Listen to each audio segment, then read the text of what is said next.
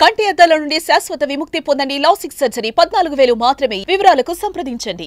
ఆంధ్రప్రదేశ్ ప్రభుత్వం 2047 vision డాక్యుమెంట్ని release చేసింది. ఇందులో 10 ప్రాధాన్యత అంశాలని ఏపీ సర్కార్ డిసైడ్ చేసింది. అయితే ఏ విధంగా 2047కి ఆంధ్రప్రదేశ్లో అభివృద్ధి జరగాలి, అలానే ప్రణాళికాబద్ధమైనటువంటి గ్రోత్ రేట్ని ఏ విధంగా చూపించాలనేటువంటి అనేక అంశాలని ఈ డాక్యుమెంట్లో పొందుపరిచారు. అయితే అన్నిటికంటే హైలైట్గా కనిపిస్తుంది ఏంటంటే ఆంధ్రప్రదేశ్ని 5 జోన్లుగా విభజించి ఎక్కడ ఎలాంటి పరిశ్రమలకి ఊతం ఇవ్వాలి అనేది ఆసక్తికరమైనటువంటి విశ్లేషణగా ఇందులో కనిపిస్తుంది. ఆంధ్రప్రదేశ్లో ప్రభుత్వ ప్రాధాన్యాలు ఏ ప్రాంతంలో ఏ విధంగా ఉన్నాయి తెలుసుకునేటువంటి ప్రయత్నం ఒకసారి చేద్దాం. ఇది ఏపీ సర్కార్ రిలీజ్ చేసినటువంటి విజన్ డాక్యుమెంట్. స్వర్ణాంధ్ర 2047 పేరుతో కవర్ పేజ్ని డిజైన్ చేశారు. ఆంధ్రప్రదేశ్ ముఖ్యమంత్రి చంద్రబాబు నాయుడు, అలానే కూటమి ప్రభుత్వం ఉంది కాబట్టి ప్రధానమంత్రి నరేంద్ర మోడీ, డిప్యూటీ సీఎం పవన్ కళ్యాణ్, అంటే జనసేన అధినేత, అలానే బీజేపీ అధిష్టానానికి సంబంధించినటువంటి పెద్దగా చూస్తే నరేంద్ర మోడీ, వీళ్ళిద్దరికీ సంబంధించినటువంటి దృశ్యాలని ఇందులో పొందుపరిచారు. ఇది విజన్ డాక్యుమెంట్కి సంబంధించినటువంటి అంశం.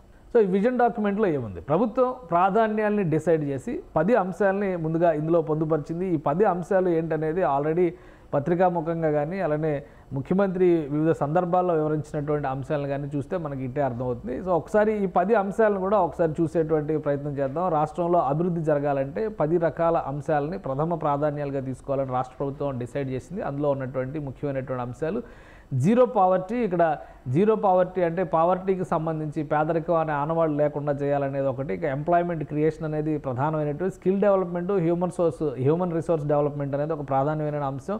వాటర్ సెక్యూరిటీ, ప్రధానంగా జనసేన పార్టీ అనేక సందర్భాల్లో సురక్షితమైనటువంటి మంచినీరు అనేటువంటి మాటలు పదే పదే చెప్తా ఉంది. సో ఒక రకంగా చెప్పాలంటే జనసేన పార్టీ చెప్పినటువంటి షణ్ముఖ వ్యూహం, ఇక్కడ 6 గ్యారంటీస్ పేరుతో తెలుగుదేశం పార్టీ ఇచ్చినటువంటి అష్యూరెన్స్, వాటన్నిటినీ కంపైలేషను సమగ్ర విధానంగా 3 పార్టీలకి సంబంధించినటువంటి అంశాలన్నింటినీ జోడించి ఈ ప్రతిపాదనలు తయారు చేసినట్టుగా మనం చూడాల్సి ఉంటుంది. ఇక మరొకటి రైతులకు సంబంధించి అగ్రిటెక్, ఫార్మర్ అండ్ అగ్రిటెక్. ఇటు చూస్తే కనుక గ్లోబల్ బెస్ట్ లాజిస్టిక్స్, అంటే రవాణా సంబంధించి కానీ, వ్యవస్థీకృతమైనటువంటి ఇన్ఫ్రాస్ట్రక్చర్ డెవలప్మెంట్లో కానీ ఆంధ్రప్రదేశ్ ప్రాధాన్యాలను కూడా ఈ 10 ప్రాధాన్యత అంశాల్లో ప్రభుత్వం పొందుపరిచింది. ఇక 7వ అంశంగా చూస్తే కాస్ట్ ఆప్టిమైజేషను, అంటే ధరల నియంత్రణతో పాటు ఎనర్జీ అండ్ ఫ్యూయల్, రవాణాకు సంబంధించి కూడా చాలా కీలకమైంది. విద్యుత్ శక్తి కానీ, ఇంధనాలు కానీ, వీటికి సంబంధించిన అంశం. ఇక ప్రోడక్ట్ పర్ఫెక్షన్ అనేది ఒకటి. స్వచ్ఛాంధ్ర, ఇది ప్రధానమైనటువంటి కేంద్రం ఇచ్చినటువంటి నినాదంగా మనం చూడాల్సి ఉంటుంది, స్వచ్ఛాంధ్ర. ఇక deep tech, all forms of life, all walks of life, అంటే డీప్ టెక్ అనే అంశం గురించి పదే పదే చంద్రబాబు నాయుడు ప్రతిపాదిస్తారు. సో ఈ 10 అంశాలని ప్రథమ ప్రాధాన్యాలుగా, ఈ అంశాలే టార్గెట్గా మొత్తం ఆంధ్రప్రదేశ్ విజన్ 2047ని డిసైడ్ చేసింది. 100 ఏళ్ల భారతం, 100 ఏళ్ల స్వతంత్ర భారతం ఆవిష్కరించేటువంటి సందర్భంలో ఈ అంశాలన్నీ కూడా ప్రజలకి అందుబాటులో ఉండి, ప్రజలు ఆ అంశాలని, ఆ రకమైనటువంటి అభివృద్ధిని చూడడంతో పాటు సుఖమయమైనటువంటి జీవితాన్ని ఎంజాయ్ చేసేలా ఉండాలి. అందుకనే స్లోగన్స్లో కూడా స్వర్ణాంధ్రప్రదేశ్, హ్యాపీ ఆంధ్రప్రదేశ్ అని చెప్పని నినాదాలను ఇందులో పెట్టారు. సో ఇది అయితే 5 జోన్లు ఏ విధంగా విభజించారు ఒకసారి చూసేటువంటి ప్రయత్నం చేద్దాం. ఆంధ్రప్రదేశ్ రాష్ట్రాన్ని ప్రాంతాల వారీగా చూసినప్పుడు ఉత్తరాంధ్ర, రాయలసీమ, కోస్తాంధ్ర అనేటువంటి విభజనను మనం మామూలుగా చూస్తాము. అయితే రాష్ట్రంలో జిల్లాల విభజన జరిగిన తర్వాత స్వరూపం కొంత మారింది కాబట్టి ఇప్పుడు 5 జోన్లుగా ఏపీలో ఉన్నటువంటి కూటమి ప్రభుత్వం విభజించింది. 5 జోన్లు ఒకసారి చూస్తే కనుక ఇది డెవలప్మెంట్కి సంబంధించి 5 city agglomeration for driving growth in AP అనేది దీనికి ఒక ట్యాగ్ లైన్గా ఏపీ గవర్నమెంట్ పెట్టుకుంది. సో ఇది సాధించేటువంటి క్రమంలో 5 విభాగాలు ఏంటి ఆంధ్రప్రదేశ్లో అంటే, ఇప్పుడు పేర్ల పరంగా చూస్తే కనుక ఈ రీజియన్స్ని కూడా రీడిఫైన్ చేయాల్సినటువంటి పరిస్థితి కనిపిస్తుంది. ఎందుకంటే ఉత్తరాంధ్ర అంటే మొత్తం ఈ ప్రదేశం అంతా కూడా ఉత్తరాంధ్ర కింద డిసైడ్ చేసింది. ఇందులో ఇది కొన్ని భాగాలు ఇటు తూర్పుగోదావరి, ఉమ్మడి తూర్పుగోదావరి జిల్లాలోని భాగాలు కూడా ఇందులో కలుస్తున్నాయి. అంటే జిల్లాల వారీగా చూసినప్పుడు అల్లూరు సీతారామరాజు జిల్లా, అనకాపల్లి జిల్లా, విశాఖ జిల్లా, ఇట్లా ఈ అరకు జిల్లా, ఇవన్నీ కూడా కలిసి వస్తాయి. ఆ విధంగా మనం ఉత్తరాంధ్ర ప్రాంతాన్ని చూడాల్సి ఉంటుంది. ఇక రెండవది గోదావరికి సంబంధించినటువంటిది, గోదావరి రీజియన్, ఈ ఉభయ గోదావరి జిల్లాలకు సంబంధించినటువంటి ప్రదేశం రెండవది. మూడవది అమరావతి రీజియన్, అంటే కృష్ణా గుంటూరు అని పూర్తిగా కూడా చెప్పలేం, ఎందుకంటే కృష్ణా జిల్లాలో కొన్ని భాగాలని గోదావరి రీజియన్లో కలిపేశారు ప్రస్తుతం ఉన్నటువంటి జిల్లాల విభజన ఫలితంగా.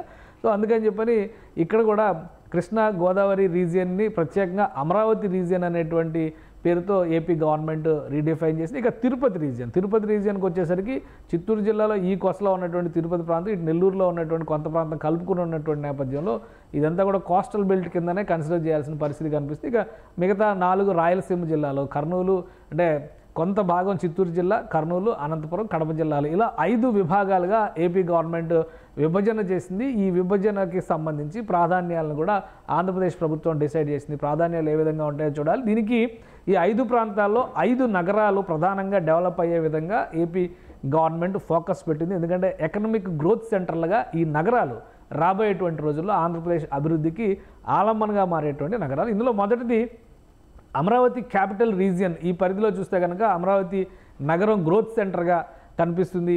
ఆంధ్రప్రదేశ్కి సంబంధించి అమరావతి నగరం గ్రోత్ సెంటర్గా ఉంటుంది. ఇక అక్కడ ఎకనామిక్ యాంకర్స్ అంటే ఆర్థికపరమైనటువంటి అవకాశాలు కల్పించేటువంటి విభాగాలు ఏంటి అంటే technology, education, finance, sports, health, electronics, legal services, governance, tourism, ఇవన్నీ కూడా మీరు ఒకటి గమనిస్తే కనుక అమరావతి పరిధిలో 9 నగరాలు, నగరాలకి ప్రణాళిక చేసింది ఆంధ్రప్రదేశ్ ప్రభుత్వం. సో ఈ 9 నగరాలకు సంబంధించినటువంటి విభాగాలే ఇందులో గ్రోత్ యాంకర్స్గా ఉండబోతే దానికి సంబంధించినటువంటి పరిశ్రమల్ని అమరావతి రీజియన్లోకి తీసుకురావడం. ఇక్కడ అమరావతి రీజియన్ అంటే కేవలం క్యాపిటల్ రీజియన్ మాత్రమే కాదు, మిగతా కృష్ణా, గుంటూరు జిల్లాలన్నింటినీ కలుపుకొని చేసినటువంటి వర్గీకరణ ఇది. కాబట్టి మనం అదే కోణంలో దీన్ని చూడాల్సి ఉంటుంది. ఇక ఈ ఉత్తరాంధ్ర పరిధిలో కానీ ఇటువైపు ఉన్నటువంటి మిగతా వాటిలో ఏ అంశాలని కలుపుకుంది రాష్ట్ర ప్రభుత్వం అనేది కూడా ఒకసారి మనం చూసేటువంటి ప్రయత్నం చేద్దాం. ఉత్తరాంధ్రకు సంబంధించి గ్రోత్ ఏపీ సెంటర్గా విశాఖ ఉంటుంది, విశాఖ నగరం ఉంటుంది.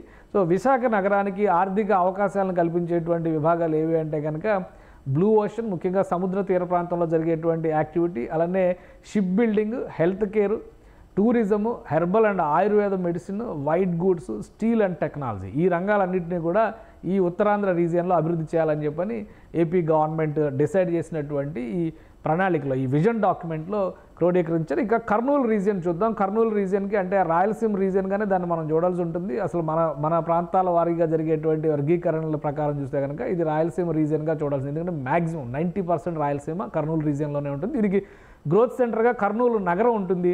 ఇక్కడ ఎకనామిక్ యాంకర్స్గా seed hub, defence and aviation, solar and wind పవర్కి సంబంధించినటువంటి విభాగాలు ఉంటాయి. ఆల్రెడీ కర్నూలులో గ్రోత్ సెంటర్స్ కింద అక్కడ ఓర్వకల్లులో ఏర్పాటు చేస్తున్నటువంటి అక్కడ ఇండస్ట్రియల్ నాడ్లో యాక్టివిటీ జరుగుతుంది.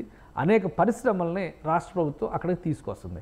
So Kurnool region, Rayalaseema region ప్రధానంగా మ్యానుఫ్యాక్చరింగ్ హబ్ అనేటువంటి ప్రతిపాదన రాష్ట్ర ప్రభుత్వం మొదటి నుంచి చేస్తుంది. కాబట్టి డిఫెన్స్, ఏవియేషన్ రంగాలకు సంబంధించి, ఏవియేషన్ అంటే డ్రోన్స్, ఇవన్నీ కూడా వస్తాయి.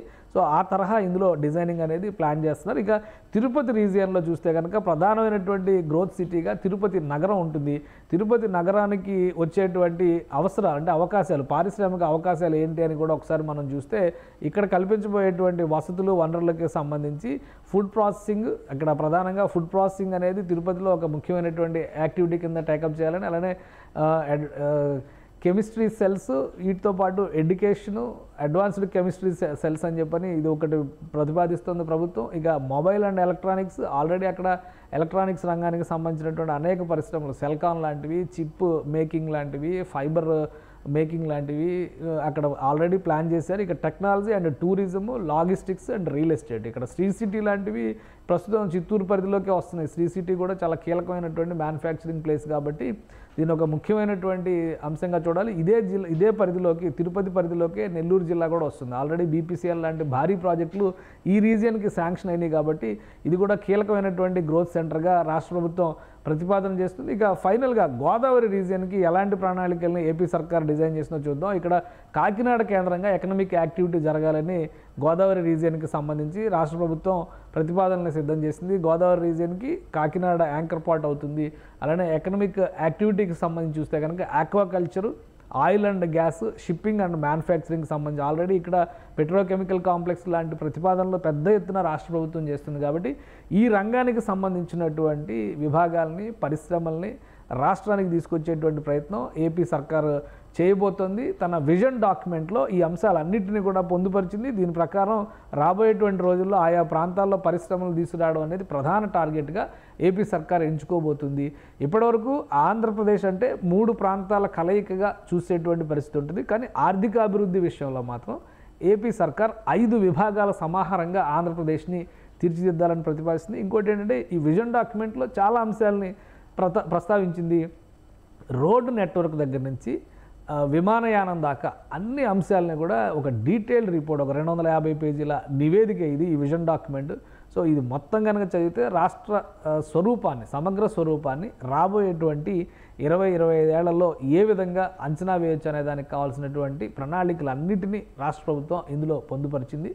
ఈ వర్గీకరణ ప్రకారం కనుక రాష్ట్రంలోని 5 ప్రాంతాలకి ప్రాజెక్టుల్ని, ఆర్థికాభివృద్ధిని, ఆర్థిక సమతుల్యతని కనుక ప్రభుత్వం తీసుకురాగలిగితే కనుక ఖచ్చితంగా అవకాశాల కల్పన జరుగుతుంది. అలానే జీవన ప్రమాణాల మెరుగుదల జరుగుతుంది.